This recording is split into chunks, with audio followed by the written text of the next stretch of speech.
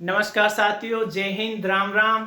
आज अपन नए टॉपिक की शुरुआत करने जा रहे हैं। ज्योग्राफी में एक टॉपिक लगता है राजस्थान की जलवायु। आज अपन और उस जलवायु में छोटा सा कंसेप्ट है ताप और तापमान। ताप और तापमान के बारे में चर्चा करेंगे आज। ताप और तापमान। सबसे पहले अपन देखते हैं साथियों कि ताप और तापमान एक ही है या अलग अलग। ध्यान रखिएगा, ताप और तापमान दोनों अलग अलग हैं, दोनों अलग अलग हैं। सर्वप्रथम अपन देखते हैं ताप को। ये सूर्य है और सूर्य से प्रकाश कहां पहुंचता है? पृथ्वी पर। सूर्य से प्रकाश कहां पर पहुंचता है? पृथ्वी पर। अब अपने पास तीन चीज है, सूर्य, प्रकाश और पृथ्वी। अब डेफिनेशन कैसे बनेगी ताप की कि वह सूर्य से पृथ्वी पर पहुंचने वाला प्रकाश क्या कहलाता है साथियों? ताप कहलाता है। क्या कहलाता है? ताप। अब देखते हैं अपन तापमान के बारे में कि तापमान क्या होता है। सूर्य से पृथ्वी पर पहुंचाने वाला प्रकाश ताप कहलाता है। और इस ताप को मापने की इकाई क्या कहलाती है? तापमान कहलाती है। क्या कहलाती है? तापमान कहलाती है।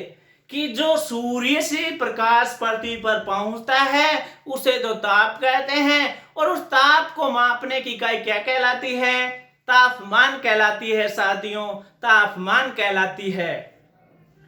अब सर्वाधिक ताप वाला जिला कौन सा है और सर्वाधिक गर्म जिला कौन सा है, उनके बारे में अपन देखेंगे। तो सर्वाधिक ताप वाला जिला कौन सा है? सर्वाधिक सूर्य ताप वाला जिला कौन सा है? सर, मैं चार ऑप्शन दे रहा हूं, उनमें से आप बताना कि सर्वाधिक सूर्य ताप वाला जिला कौन सा है। पहला ऑप्शन है बांसवाड़ा, दूसरा है डूंगरपुर, तीसरा है चूरू और चौथा है जोधपुर। अब 50% स्टूडेंट्स क्या करते हैं? आंसर चूरू को लगा देते हैं। किसको लगा देते हैं? चूरू को लगा देते हैं, जबकि आंसर क्या है? गलत है। तो सही आंसर क्या होगा? सही आंसर होगा बांसवाड़ा। क्या होगा? बांसवाड़ा होगा। क्लियर? अब यही तो अपन देख रहे हैं कि बांसवाड़ा क्यों होता है, इसके बारे में ही तो अपन चर्चा कर रहे हैं। ताप और तापमान की बांसवाड़ा ही सर्वाधिक सूर्य ताप वाला जिला होता है और चूरू सबसे गर्म जिला क्यों होता है, यही तो कंसेप्ट आज अपन पढ़ रहे हैं। आइए इस कंसेप्ट के बारे में बात करते हैं। यह है अपना सूर्य। क्या है? सूर्य। और यह है अपनी धरातल। क्या है? धरातल। और सूर्य से क्या आता है? ताप। क्या आता है? ताप। और यहां पर है बांसवाड़ा, और यहां पर है क्या? चूरू। अब सूर्य धरातल के लंबवत है और सूर्य से आने वाला ताप जब इस धरातल पर पहुंचता है तो यहां धरातल क्या हो जाता है? गर्म। यहां का धरातल गर्म हो जाता है और यह ताप किस में बदल जाता है? ऊष्मा में बदल जाता है। किस में बदल जाता है? ऊष्मा में बदल जाता है। और इस ऊष्मा की गणना किस में करते हैं? तापमान में इसकी गणना करते हैं। कि सूर्य से बांसवाड़ा पर पड़ने वाला ताप अर्थात प्रकाश यहाँ के धरातल को गर्म कर देता है, और यहाँ के धरातल को गर्म करने के पश्चात यह गर्म भाग उष्मा में बदलता है और इस गर्म भाग के उष्मा में बदलने के बाद इस उष्मा की गणना किस में करते हैं? तापमान में करते हैं। किस में? तापमान में। अब क्या होता है, यहां पर बांसवाड़ा में मैदान भी है अर्थात मैदानी भाग भी है और यहां पर पानी भी है।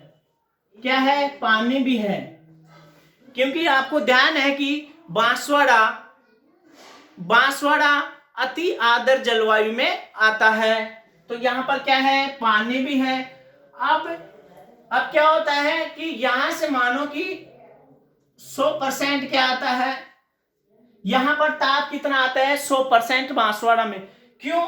क्योंकि यहां 21 जून को सूर्य क्या होता है, यहां इसके ऊपर चमकता है और सूर्य की सर्वाधिक किरणें सूर्य की सर्वाधिक किरणें यहां सीधी गिरती हैं बांसवाड़ा के ऊपर। तो यहां उष्मा कितनी आई? मानो कि उष्मा 100% आई। तो अब यहां पर मैदान है और यहां पर पानी भी है। अब यह उष्मा क्या करती है कि इस मैदान को क्या करती है? गर्म, और इस पानी को भी क्या करती है? गर्म। तो ये बात सबको पता है, समझ में आ रहा है ना कि यह मैदान को भी गर्म कर रही है और पानी को भी गर्म कर रही है। तो यहां पर जो उष्मा है उसको गर्म करने में अर्थात यह उष्मा दो चीजों को गर्म करती है। कितने चीजों को गर्म कर रही है? दो चीजों को गर्म कर रही है। जैसे 50% उष्मा तो मैदानी भाग में खर्च हो गई गर्म करने में और 50% पानी को गर्म करने में खर्च हो गई। अब बात करते हैं अपन चूरू की। किसकी बात करते हैं? चूरू की। अब सूर्य किस पर लंबवत है? बांसवाड़ा पर। तो चूरू में क्या है? 90% उष्मा अर्थात यहां का ताप कितना है? 90% ताप देगा किसको? चूरू को। अब चूरू में क्या है? यहां की धरातल गर्म हुआ, यहां का धरातल गर्म हुआ और गर्म होने के बाद वही प्रक्रिया यहां का धरातल गर्म होने के बाद किस में बदलता है? उष्मा में बदलता है। और इस उष्मा की गणना किस में करेंगे? तापमान में इसकी गणना करेंगे। अब यहां क्या है? यहां मैदानी भाग है। क्या है? मैदानी भाग। यहां पर पानी नहीं है, वनस्पति का अभाव है। क्या? पानी नहीं है, वनस्पति का अभाव है। अब यहां की उष्मा को गर्म करने में यहां की उष्मा गर्म करेगी। कितनी चीजों को गर्म करेगी? एक चीज को गर्म करेगी। अतः यहां का मैदानी भाग 90% गर्म होगा। क्या होगा? 90% गर्म होगा। और हम टेम्परेचर अर्थात तापमान किसका मापते हैं? मैदान का ही मापते हैं। तो यहां कितना है? 50%, जबकि यहां गर्म कितना हो रहा है? 90%। तो यहां 50% और यहां 90%, तो ज्यादा कौन है? चूरू है। अर्थात कितना परसेंट? 40% ज्यादा हो रहा है। तो ये कंसेप्ट क्लियर हो गया कि यहां पर सबसे गर्म जिला कौन सा होगा? चूरू। कौन सा होगा?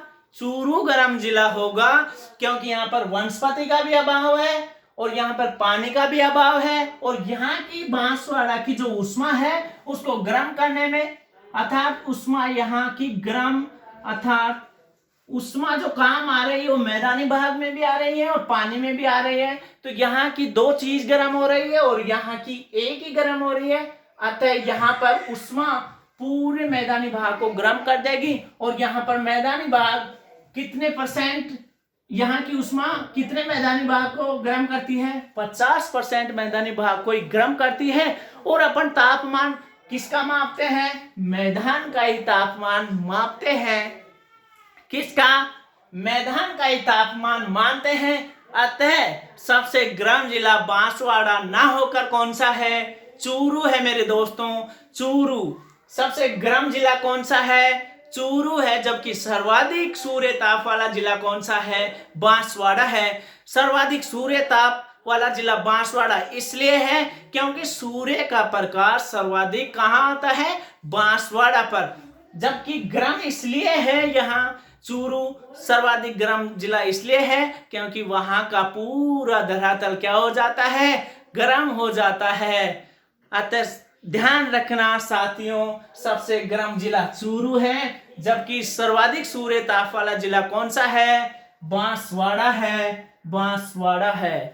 अब आगे कोई प्रॉब्लम नहीं आएगी आपको, ताप और तापमान का कंसेप्ट क्लियर। आज के लिए इतना ही काफी, फिर मिलेंगे नेक्स्ट वीडियो में नई ऊर्जा, नई जोश, नई उमंग के साथ। तब तक के लिए राम राम, जय हिंद, राम राम सर।